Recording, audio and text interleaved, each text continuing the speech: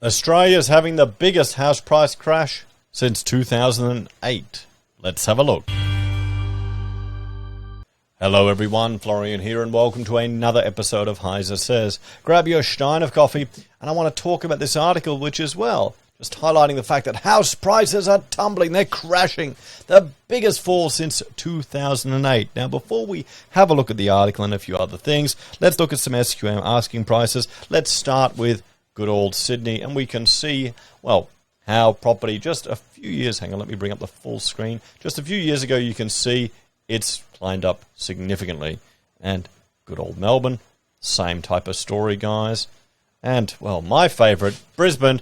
You know, we're all property geniuses here in Brisbane.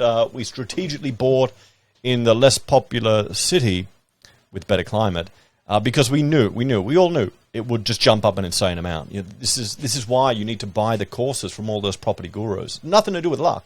Nothing to do with luck at all.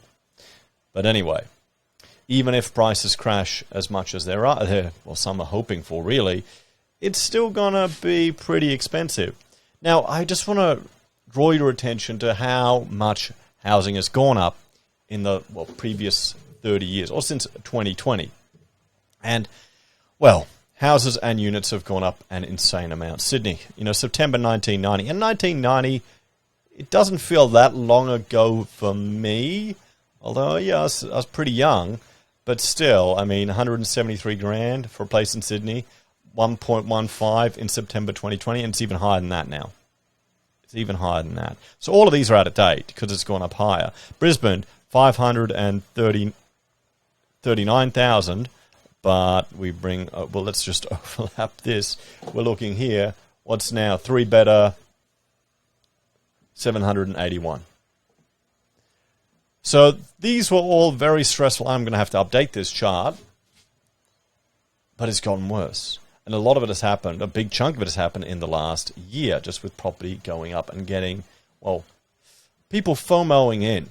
People really FOMOing in.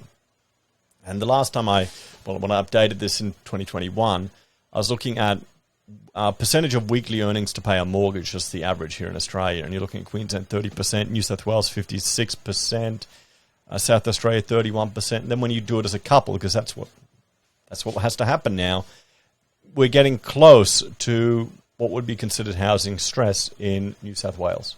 Guys, we're getting close to it there. But still, the whole dream of living comfortably has disappeared on one income. It's not really possible, guys. So let's have a look at this article, which is discussing the house price tumble. Is this the much hoped for correction to mean that housing is affordable and you won't have people struggling to get into housing? I don't think so. Sadly, I don't. For those of you that are waiting for it, I don't think it's going to happen. I think there'll be a whole lot of people saying, yes, look at this big correction, this big fall. It's going to be back at 2019, 2018 levels. It's still going to be this bullshit that I've shown you on these slides. It's still going to be stupid. Because we were talking about housing not being affordable back then. I'm being insane. It's because we only live in 3 cities. That's really the problem, guys. Hang on. Let me bring up that slide here. It's this one here, guys. It's because we only live, pretty much half of the Australian population lives in these 3 locations. So for all the issues with housing affordability, able to live remote, all of that stuff, to work wherever you want, still people want to live in these cities, and that's going to fuel demand. It's certainly going to fuel demand. There's no arguing that, guys. So, I mean, maybe that's a bit depressing, but still. So let's have a look at this article. The Australian house prices tumble most since 2008. Okay. So, Australia's housing market suffered its biggest annual decline since 2008. Yeah, coming off a huge increase, an insane increase, as sharp interest rate hikes sapped buying power and put off investors. The National Home Value Index fell 5.3% in 2022, the first decline since 2018. CoreLogic Inc. said in a report Tuesday. Annual falls were the biggest in the bellwether market of Sydney, which slid 12.1%, followed by a 8.1% drop in Melbourne. National values declined 1.1% in December, according to the report. home values could fall further in the early months of 2023 before stabilizing after interest rates peak, according to Tim Lawless, research director at CoreLogic. Despite the downturn across many areas of the country, housing values generally remained well above pre-COVID levels, CoreLogic said in the report, suggesting the sector is weathering the sharpest monetary tightening cycle in a generation. And we already saw Boxing Day spending, pre-Christmas spending. People aren't worried. People are not worried, everyone.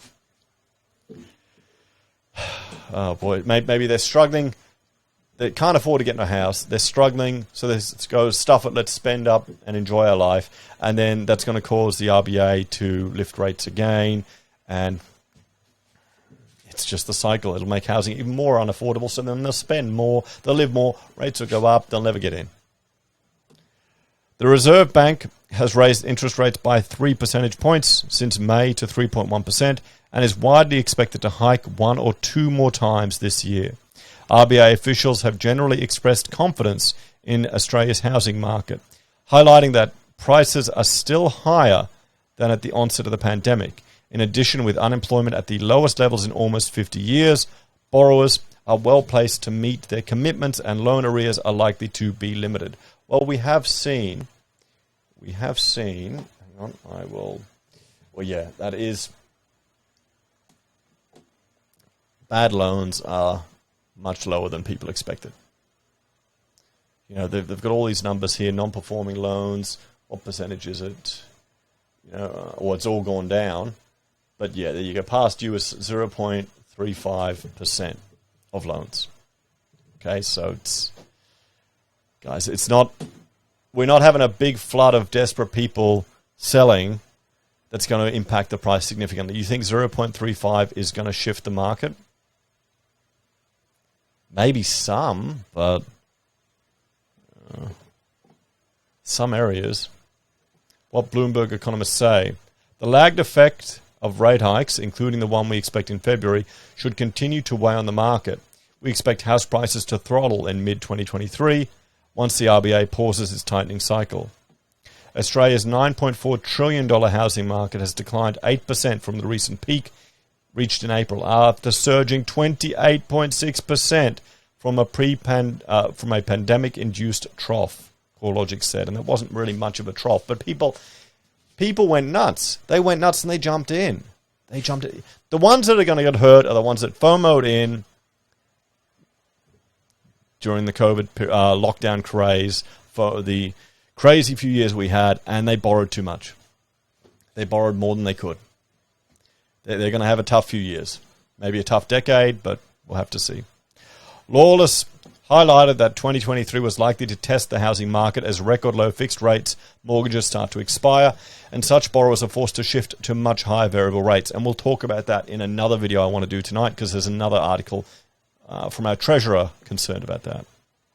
An RBA document last month showed some 30% of Australian borrowers on fixed-rate mortgages will see repayments climb by more than 40% when their loans roll over in 2023. Well, yeah, that's going to happen. That'll happen to me too.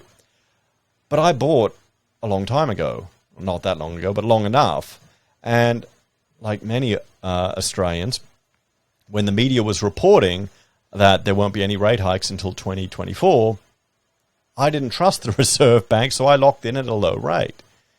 Well, there's two.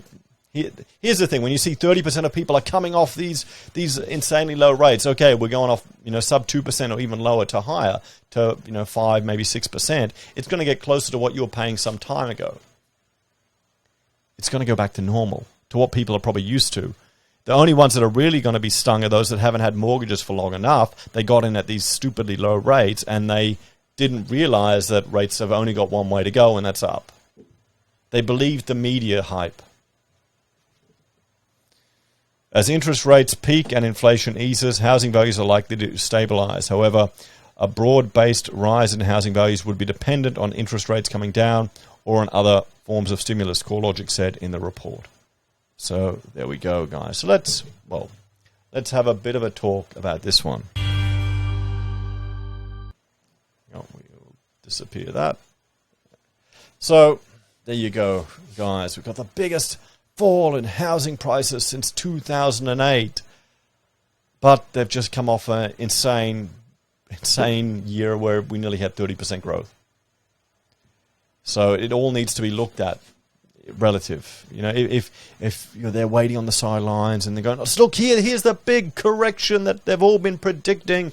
You know, the housing bears are completely right. It's all collapsing. It's all good times. Swoop in and get your bargains. You're not going to get your bargains. The problem is with housing affordability, it's such a complex issue. You've got local councils, you've got state government, and you've got federal government all trying to mish in together. You've got people blaming the federal government for issues that are council level. You've got state running around like a headless chook. And you've got the federal government just throwing money at everything, which just overheats the market. It's just a complete mess. It really is a complete mess. I don't know if they're competent enough to actually bring affordable housing to the market properly. Or am I just too cynical? What do you reckon, guys?